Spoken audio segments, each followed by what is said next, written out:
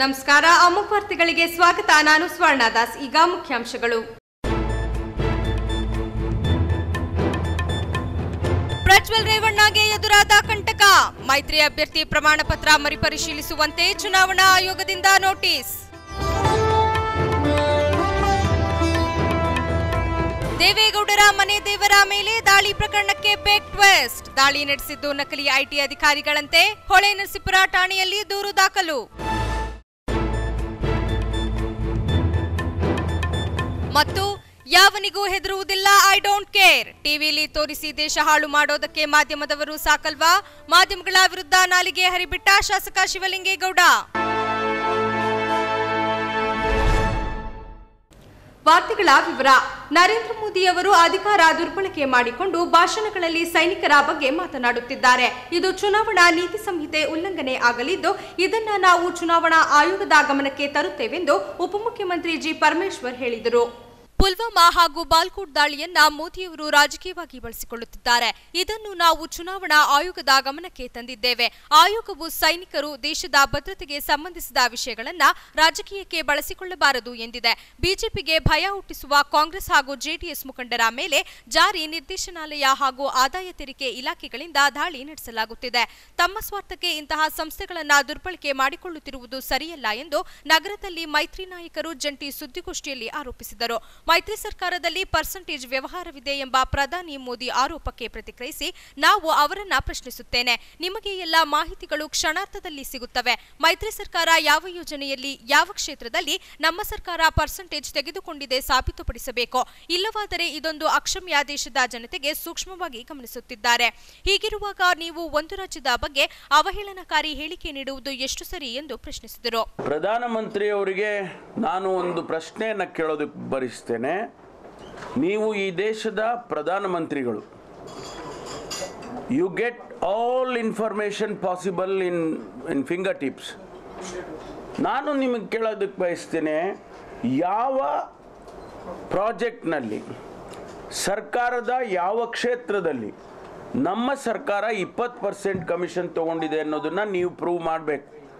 ಇಲ್ಲದೆ ಹೋದರೆ ಈ ದೇಶದ ಪ್ರಧಾನಮಂತ್ರಿಯಾಗಿ ನೀವು ಆಡಿರ್ತಕ್ಕಂಥ ಮಾತು ಇದು ನಿಜಕ್ಕೂ ಕೂಡ ಒಂದು ರೀತಿಯಲ್ಲಿ ಅಕ್ಷಮ್ಯ ಅಪರಾಧ ಅಂತ ಹೇಳಿ ನಾನು ಹೇಳಬೇಕಾಗ್ತದೆ. ಒಂದು ಜವಾಬ್ದಾರಿ ಸ್ಥಾನದಲ್ಲಿ ಇದ್ದೀರಿ ಮತ್ತು ಈ ದೇಶದ ಜನ ನಿಮ್ಮನ್ನು ನೋಡ್ತಾ ಇದ್ದಾರೆ. ಜನ ಆರಿಸಿರ್ತಕ್ಕಂಥ ಒಂದು ಸರ್ಕಾರ ಇವತ್ತು ಏನು ನಮ್ಮ ರಾಜ್ಯದಲ್ಲಿದೆ, ನಮ್ಮಲ್ಲಿ ಒಕ್ಕೂಟ ವ್ಯವಸ್ಥೆಗೆ ನಂಬಿಕೆ ಇದೆ, ಅದನ್ನ ನೀವು ಪ್ರತಿಪಾದನೆ ಮಾಡ್ತೀರಾ ಅಥವಾ ಮಾಡೋದಿಲ್ವಾ?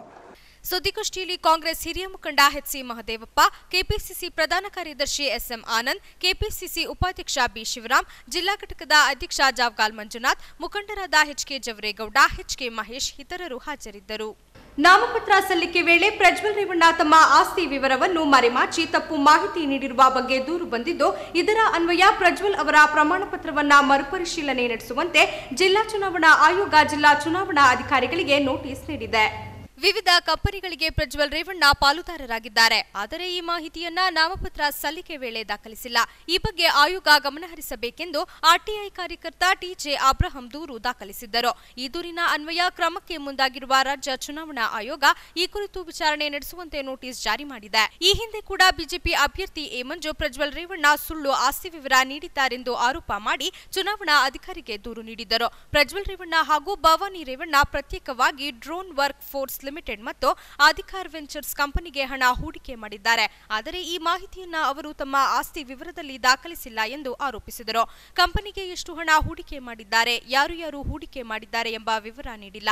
ಈ ಕುರಿತು ಸಂಪೂರ್ಣವಾಗಿ ಪರಿಶೀಲನೆ ನಡೆಸಿ ಚುನಾವಣೆಯೊಳಗೆ ನಾಮಪತ್ರವನ್ನ ಸಂಪೂರ್ಣವಾಗಿ ತಿರಸ್ಕರಿಸಬೇಕೆಂದು ಮನವಿ ಮಾಡಿದ್ದಾರೆ. ಚುನಾವಣೆಗೆ ಇನ್ನೇನು ಕೆಲವೇ ದಿನಗಳು ಉಳಿದಿರುವಾಗ ಆಯೋಗದಿಂದ ಬಂದಿರುವ ಈ ನೋಟಿಸ್ನಿಂದಾಗಿ ಪ್ರಜ್ವಲ್ ರೇವಣ್ಣಗೆ ಸಂಕಷ್ಟ ಎದುರಾಗಲಿದೆ ಎಂಬ ಮಾತು ಹಾಸನ ಚುನಾವಣಾ ಕಣದಲ್ಲಿ ಕೇಳಿಬಂದಿದೆ. ಮಾಜಿ ಪ್ರಧಾನಿ ಎಚ್.ಡಿ. ದೇವೇಗೌಡರ ಕುಲದೇವರು ಹರದನಹಳ್ಳಿ ಈಶ್ವರ ದೇವಾಲಯದ ಅರ್ಚಕನ ಮನೆ ಮೇಲೆ ಐಟಿ ಅಧಿಕಾರಿಗಳು ಬಂದು ಹೇಳಿ ತಪಾಸಣೆ ನಡೆಸಿರುವ ಘಟನೆ ದಿನಕ್ಕೊಂದು ಸ್ವರೂಪ ಪಡೆದುಕೊಳ್ಳುತ್ತಿದೆ. ಅದ್ಯಾಕೆ ಅಂತೀರಾ? ಈ ಸ್ಟೋರಿ ನೋಡಿ.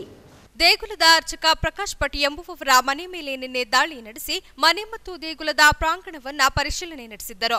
ಆದರೆ ಈ ರೀತಿ ದಾಳಿ ನಡೆಸೇ ಇಲ್ಲ ಎಂದು ಐಟಿ ಇಲಾಖೆ ಸ್ಪಷ್ಟನೆ ನೀಡಿದೆ. ಮಾಧ್ಯಮಗಳಲ್ಲಿ ಸುಳ್ಳು ಸುದ್ದಿ ಹರಿದಾಡುತ್ತಿದೆ. ಈ ರೀತಿ ದಾಳಿ ನಡೆದೇ ಇಲ್ಲ. ಮಾಧ್ಯಮದವರು ಮರುಪರಿಶೀಲನೆ ಮಾಡದೆ ಈ ರೀತಿ ಸುದ್ದಿ ಪ್ರಸಾರ ಮಾಡಿದ್ದಾರೆ ಎಂದು ಚುನಾವಣಾ ಆಯೋಗ ತನ್ನ ಪ್ರಕಟಣೆಯಲ್ಲಿ ತಿಳಿಸಿದೆ. ಘಟನೆ ಸಂಬಂಧ ಅರ್ಚಕ ಪ್ರಕಾಶ್ ಭಟ್ ಹೊಳೆನರಸೀಪುರ ಪೊಲೀಸ್ ಠಾಣೆಗೆ ದೂರು ನೀಡಿದ್ದಾರೆ. ಐಪಿಸಿ ಸೆಕ್ಷನ್ 341, 487, 417 ಅಡಿ ಪ್ರಕರಣ ದಾಖಲಾಗಿದೆ. ನಿನ್ನೆ ಯಾರೋ ಅಪರಿಚಿತ ವ್ಯಕ್ತಿಗಳು ಐಟಿ ಅಧಿಕಾರಿಗಳು ಮತ್ತು ಚುನಾವಣಾ ಅಧಿಕಾರಿಗಳು ಎಂದು ಹೇಳಿ ದೇವಾಲಯ ಮತ್ತು ಮನೆಯಲ್ಲಿ ಶೋಧ ನಡೆಸಿದ್ದರು. ಆದರೆ ಅವರು ಯಾವುದೇ ಇಲಾಖೆಯ ಅಧಿಕಾರಿಗಳಲ್ಲ. ಈ ಬಗ್ಗೆ ತನಿಖೆ ನಡೆಸಿ ಕ್ರಮ ತೆಗೆದುಕೊಳ್ಳುವಂತೆ ಪ್ರಕಾಶ್ ಭಟ್ ದೂರು ನೀಡಿದ್ದಾರೆ. ಲೋಕಸಭಾ ಚುನಾವಣೆ ಹಿನ್ನೆಲೆಯಲ್ಲಿ ದೇವೇಗೌಡರ ಹುಟ್ಟೂರು ಹರದನಹಳ್ಳಿಯಲ್ಲಿರುವ ಅವರ ಮನೆ ದೇವರಾದ ಈಶ್ವರ ದೇಗುಲ ಮತ್ತು ಅರ್ಚಕನ ಮನೆ ಮೇಲೆ ಐಟಿ ಅಧಿಕಾರಿಗಳು ಎಂದು ಹೇಳಿ ಸ್ಥಳ ಪರಿಶೀಲನೆ ನಡೆಸಿರುವುದು ಭಾರಿ ಮಹತ್ವ ಪಡೆದುಕೊಂಡಿದ್ದು, ದಾಳಿ ನಡೆಸಿದ್ದು ಐಟಿ ಅಧಿಕಾರಿಗಳಲ್ಲ ಎಂದ ಮೇಲೆ ಹಾಗಿದ್ರೆ ಅಸಲಿಗೆ ದಾಳಿ ನಡೆಸಿದ್ದು ಯಾರೋ? ಅದು ಚುನಾವಣೆ ಸಂದರ್ಭದಲ್ಲಿ ಗೌಡರ ಕುಟುಂಬದ ಮನೆ ದೇವರ ಮೇಲೆ ದಾಳಿ ಮಾಡಿದ ಹಿಂದಿನ ಉದ್ದೇಶವಾದ್ರೂ ಏನು ಎಂಬುದು ತನಿಖೆ ನಂತರವಷ್ಟೇ ತಿಳಿಯಬೇಕಿದೆ. ರಾಜಕಾರಣಿಗಳು ಹೇಳಿದ್ದನ್ನ ಮಾತ್ರ ಮಾಧ್ಯಮದವರು ಕೇಳಬೇಕು. ನೀವು ಹೇಳೋದನ್ನೆಲ್ಲ ನಾವು ಕೇಳೋಕ್ಕಾಗಲ್ಲ. ದುಡ್ಡು ಕೊಟ್ಟು ಕರೆಸಿಕೊಂಡು ಚೌಡಿ ಬಿಡಿಸಿಕೊಂಡಂಗೆ ಆಯ್ತು ಅಂತ ಮಾಧ್ಯಮದವರ ಮೇಲೆ ಶಿವಲಿಂಗೇಗೌಡ ನಾಲಿಗೆ ಹರಿಬಿಟ್ಟಿರೋ ಧ್ವನಿಮುದ್ರಿತ ಆಡಿಯೋ ಈಗ ಸಾಮಾಜಿಕ ಜಾಲತಾಣಗಳಲ್ಲಿ ಚರ್ಚೆಯಾಗಿದೆ. ಚುನಾವಣಾ ಪೂರ್ವ ಅರಸೀಕೆರೆಯಲ್ಲಿ ಹಮ್ಮಿಕೊಂಡಿದ್ದ ಜೆಡಿಎಸ್ ಕಾರ್ಯಕರ್ತರ ಸಭೆಗೆ ನಮ್ಮ ಪಕ್ಷದ ವಕ್ತಾರ ಮಾಧ್ಯಮದವರನ್ನ ದುಡ್ಡು ಕೊಟ್ಟು ಕರೆಸಿಕೊಂಡು ಬಂದ. ನಾವು ಬೇಡ ಅಂತ ಹೇಳಿದವರು ಕೇಳದೆ ನಮ್ಮ ವಿರುದ್ಧವೇ ಮಾಧ್ಯಮದವರು ಸುದ್ದಿ ಮಾಡಿದ್ರು. ವಾಸ್ತವಾಂಶ ಅಂದ್ರೆ ದೇವೇಗೌಡರು ನನ್ನ ರಾಜಕೀಯ ಜೀವನದಲ್ಲಿ ಇಂತಹದೊಂದು ಜನಸಂದಣಿಯನ್ನ ನಾನು ಕಂಡಿರಲಿಲ್ಲ ಅಂತ ವೇದಿಕೆಯಲ್ಲಿ ನನಗೆ ಹೇಳಿದ್ರು. ಅಂತಹದ್ರಲ್ಲಿ ಮಾಧ್ಯಮದವರು ಒಂದು ಫೋಟೋ ಕೂಡ ಹಾಕಲಿಲ್ಲ ಅಂತ ಕಾರ್ಯಕರ್ತರ ಸಭೆಯಲ್ಲಿ ಅರಿಹಾಯ್ತಿರೋ ಧ್ವನಿಮುದ್ರಿತ ಆಡಿಯೋ ಬಯಲಾಗಿದ್ದು, ಇನ್ನು ನಮ್ಮ ಪಕ್ಷದ ಮಾಧ್ಯಮ ವಕ್ತಾರರಿಗೂ ಕೂಡ ನಾನು ಬೈದಿದ್ದೇನೆ. ಮಾಧ್ಯಮದವರನ್ನೆಲ್ಲ ಕರೆಸಿಕೊಂಡು ಬಂದು ನಮ್ಮ ಮರ್ಯಾದೆ ಹಾಳು ಮಾಡಿದ್ದಾರೆ ಅಂತ ಗುಡುಗಿದರಲ್ಲದೆ ಯಾವನಿಗೂ ಹೆದರುವುದಿಲ್ಲ. I don't care. ಟಿವಿಲಿ ತೋರಿಸಿ ದೇಶ ಹಾಳು ಮಾಡಿದಕ್ಕೆ ಮಾಧ್ಯಮದವರು ಸಾಕಲ್ವಾ ಅಂತ ಮಾರುತ್ತಾ ನಾಲ್ಗೆಯನ್ನ ಹರಿಬಿಟ್ಟಿದ್ದಾರೆ.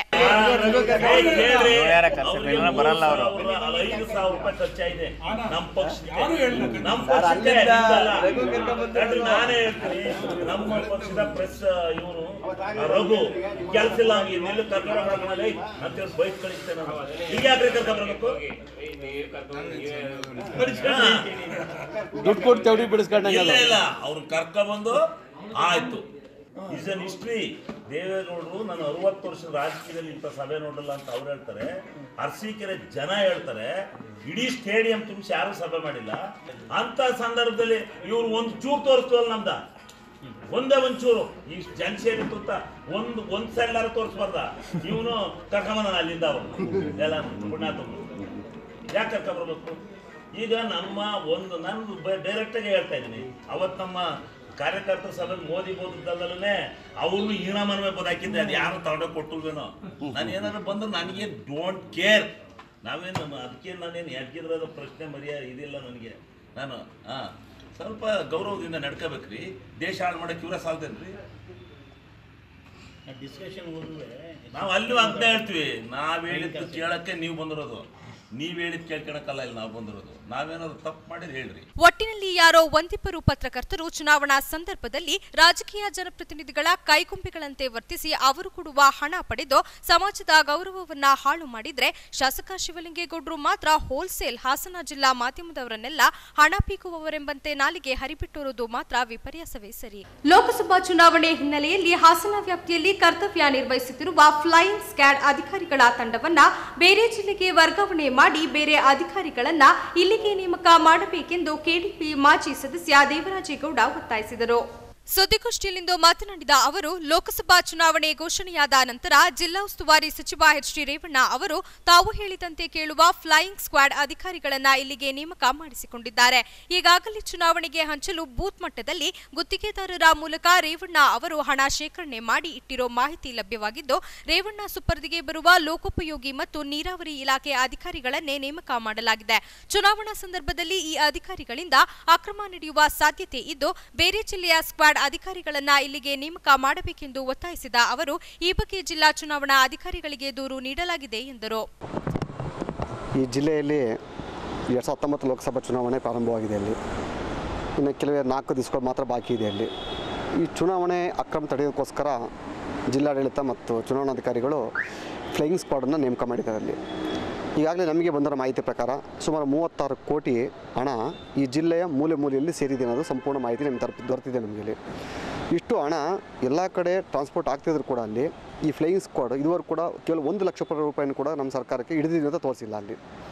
ಇಲ್ಲಿ ನೇರವಾಗಿ ಸ್ಪಷ್ಟ ಏನು ಕಂಡು ಬರ್ತದೆ ಅಂತ ಅಂದರೆ ಸನ್ಮಾನ್ಯ ಉಸ್ತುವಾರಿ ಸಚಿವರಾದಂಥ ಎಚ್ ಡಿ ರೇವಣ್ಣನವರ ಅಧೀನದಲ್ಲಿರುವಂಥ ಅಧಿಕಾರಿಗಳೇ ಈ ಫ್ಲೈಯಿಂಗ್ ಸ್ಕ್ವಾಡ್ ಆಗಿದ್ದಾರೆ.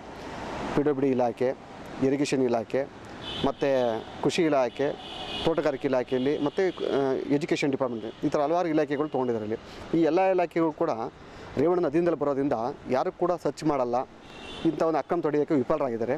ಈ ದೃಷ್ಟಿಯಿಂದ ನಾನು ಮೊನ್ನೆ ಜಿಲ್ಲಾಧಿಕಾರಿಗಳು ಮತ್ತು ಜಿಲ್ಲಾ ಚುನಾವಣಾಧಿಕಾರಿಗಳು ಭೇಟಿ ಮಾಡಿ ಅಲ್ಲಿ ಕೂಡಲೇ ಫ್ಲೈಯಿಂಗ್ ಸ್ಕ್ವಾಡನ್ನು ತೆಗೆದುಬಿಟ್ಟು ಬೇರೆ ಜಿಲ್ಲೆಯನ್ನು ತಂದು ಹಾಕಿ ಅಂತ ಹೇಳಿದ್ವಿ. ಇಲ್ಲಿ ಅಕಸ್ಮಾತ್ ತಾವು ಹಾಕಲಿಲ್ಲ ಅಂತಂದರೆ ಚುನಾವಣೆ ಮುಂದೂಡುವಂಥ ಸನ್ನಿವೇಶ ಉದ್ಭವ ಆಗಬಹುದು. ನಾನು ಚುನಾವಣಾ ಆಯೋಗ ಕೂಡ ಒಂದು ಪತ್ರವನ್ನು ಕೂಡ ಬರೆದಿದ್ದೀನಿ. ಅಲ್ಲಿ ಬೀದಿ ನಾಯಿಗಳ ಬಾಯಿಗೆ ತುತ್ತಾಗಿ ಅಸುನೀಗಿದ್ದ ಕಂದಮ್ಮನನ್ನ ಕಂಡ ತಾಯಿ ಹಸುವೊಂದು ರೋಧಿಸುವ ಮನಕಲುಕುವ ಘಟನೆ ಸಕಲೇಶಪುರ ಪಟ್ಟಣದ ಹೌಸಿಂಗ್ ಬೋರ್ಡ್ ಬಡಾವಣೆಯಲ್ಲಿ ನಡೆದಿದೆ. ಪ್ರೇಮನಗರ ಬಡಾವಣೆಯ ನಿವಾಸಿ ಪರ್ವೀಸ್ ಎಂಬುವರಿಗೆ ಸೇರಿದ ಹಸು ಮತ್ತು ಕರು ಶುಕ್ರವಾರದಂದು ಪ್ರೇಮನಗರ ಬಡಾವಣೆಯಿಂದ ಹೌಸಿಂಗ್ ಬೋರ್ಡ್ ಬಡಾವಣೆಯಲ್ಲಿ ಬೆಳಗ್ಗೆಯಿಂದ ಸಂಜೆಯ ತನಕ ದೀನಿಯಲ್ಲಿ ಮೇವನ್ನ ತಿಂದು ಕರುವನ್ನ ಕರೆದುಕೊಂಡು ಮನೆಯ ಕಡೆ ಹಿಂದಿರುಗುವ ವೇಳೆಯಲ್ಲಿ ಬೀದಾಡಿ ನಾಯಿಗಳು ಕರುವಿನ ಮೇಲೆ ದಾಳಿ ನಡೆಸಿ ಕೊಂದು ಹಾಕಿದ್ದು, ತಾಯಿ ಹಸು ಕಂದಮ್ಮನನ್ನ ರಕ್ಷಣೆ ಮಾಡಲು ಎಷ್ಟೇ ಪ್ರಯತ್ನಿಸಿದರೂ ಸಾಧ್ಯವಾಗದೆ ಮೂಕವೇದನೆಯನ್ನ ಅನುಭವಿಸುತ್ತಿದ್ದದ್ದು ನಿಜಕ್ಕೂ ಎಂಥವರಿಗೂ ಕರುಳು ಹಿಂಡುವಂತಿತ್ತು.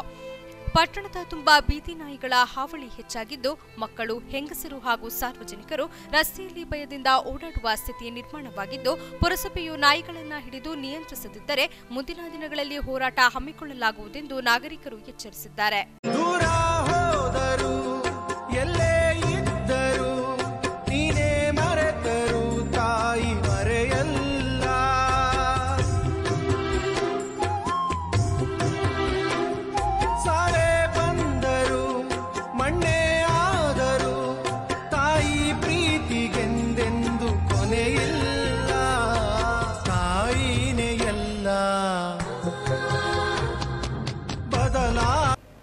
ಅಭಿವೃದ್ಧಿ ಕೆಲಸ ಮಾಡದೆ ಚುನಾವಣಾ ಸಮಯದಲ್ಲಿ ಮೋದಿ ಅಂತಾರಲ್ಲ, ಅದು ಮೋದಿಯಲ್ಲ, ಮೋಡಿ ಎಂದು ಬಿಜೆಪಿಗರ ವಿರುದ್ಧ ಪ್ರಜ್ವಲ್ ವ್ಯಂಗ್ಯವಾಡಿದ್ರು.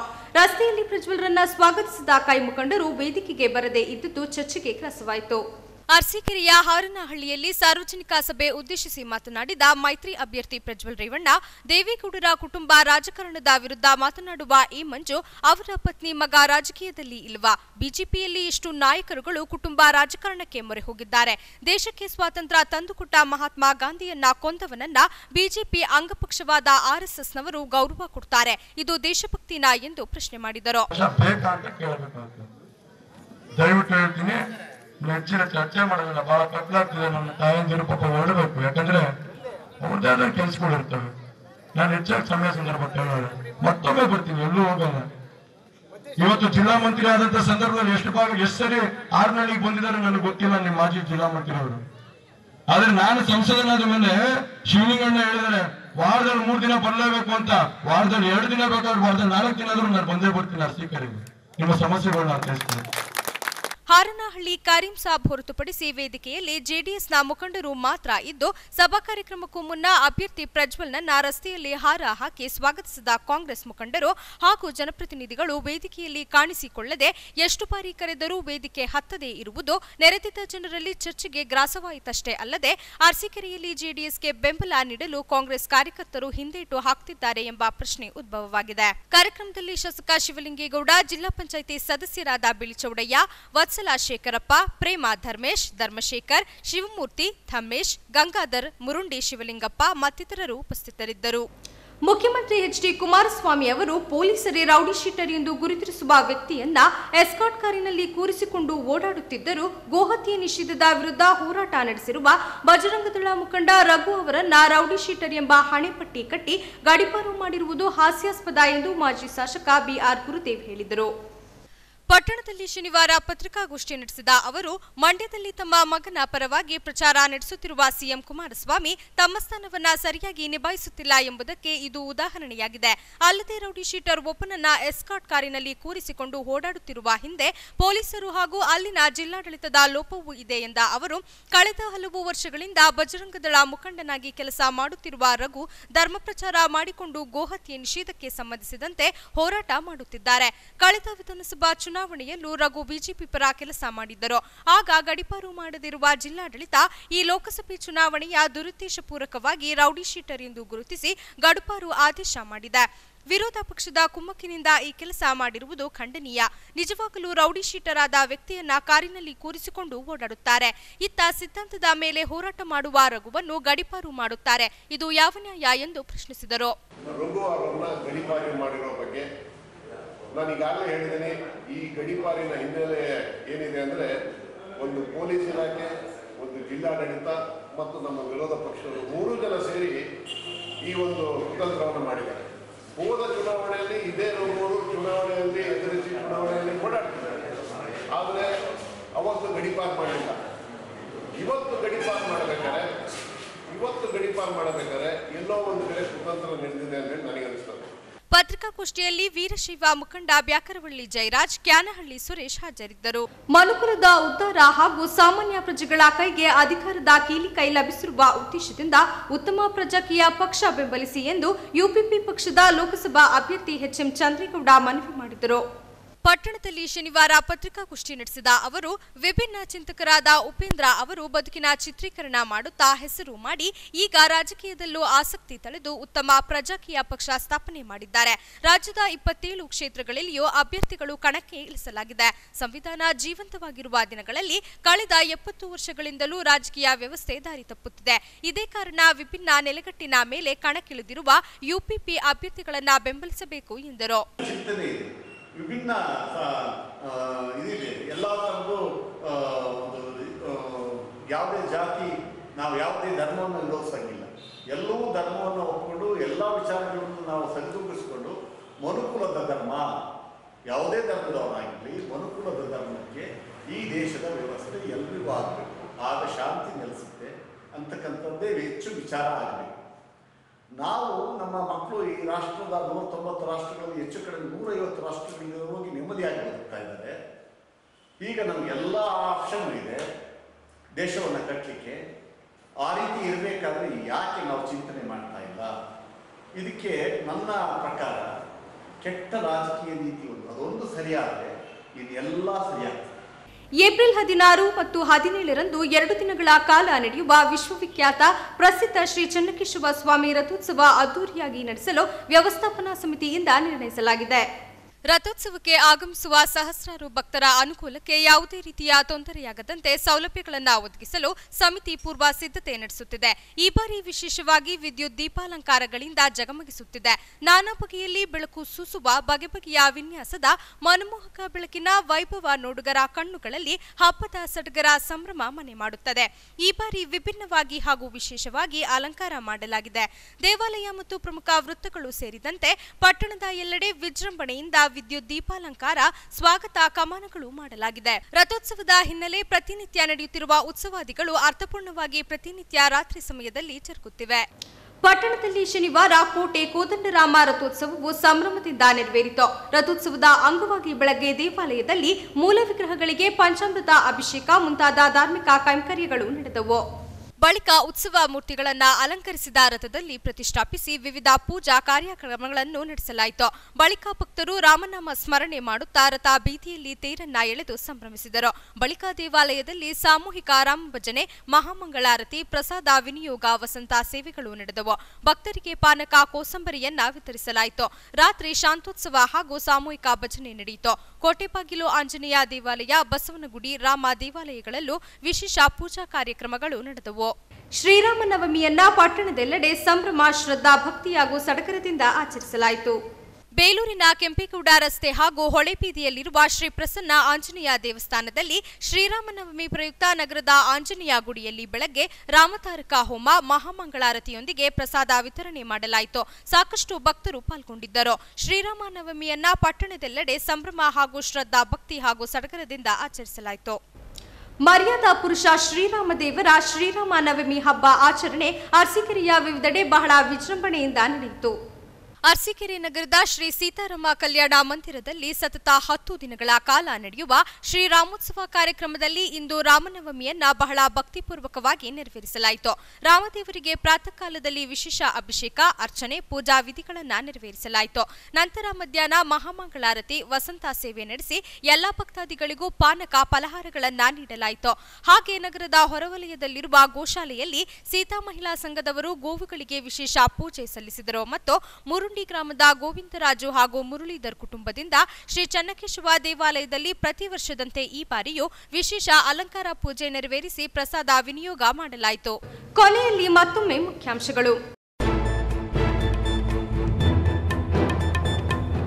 ಪ್ರಜ್ವಲ್ ರೇವಣ್ಣಗೆ ಎದುರಾದ ಕಂಟಕ, ಮೈತ್ರಿ ಅಭ್ಯರ್ಥಿ ಪ್ರಮಾಣ ಪತ್ರ ಮರುಪರಿಶೀಲಿಸುವಂತೆ ಚುನಾವಣಾ ಆಯೋಗದಿಂದ ನೋಟಿಸ್. ದೇವೇಗೌಡರ ಮನೆ ದೇವರ ಮೇಲೆ ದಾಳಿ ಪ್ರಕರಣಕ್ಕೆ ಬಿಗ್ ಟ್ವಿಸ್ಟ್. ದಾಳಿ ನಡೆಸಿದ್ದು ನಕಲಿ ಐಟಿ ಅಧಿಕಾರಿಗಳಂತೆ. ಹೊಳೆನರಸೀಪುರ ಠಾಣೆಯಲ್ಲಿ ದೂರು ದಾಖಲು. ಮತ್ತು ಯಾವನಿಗೂ ಹೆದರುವುದಿಲ್ಲ, ಐ ಡೋಂಟ್ ಕೇರ್. ಟಿವಿಲಿ ತೋರಿಸಿ ದೇಶ ಹಾಳು ಮಾಡೋದಕ್ಕೆ ಮಾಧ್ಯಮದವರು ಸಾಕಲ್ವಾ? ಮಾಧ್ಯಮಗಳ ವಿರುದ್ಧ ನಾಲಿಗೆ ಹರಿಬಿಟ್ಟ ಶಾಸಕ ಶಿವಲಿಂಗೇಗೌಡ. ಮುಂದಿನ ವಾರ್ತಾ ಸಂಚಿಕೆಯೊಂದಿಗೆ ಮತ್ತೆ ಭೇಟಿಯಾಗೋಣ. ವಂದನೆಗಳು.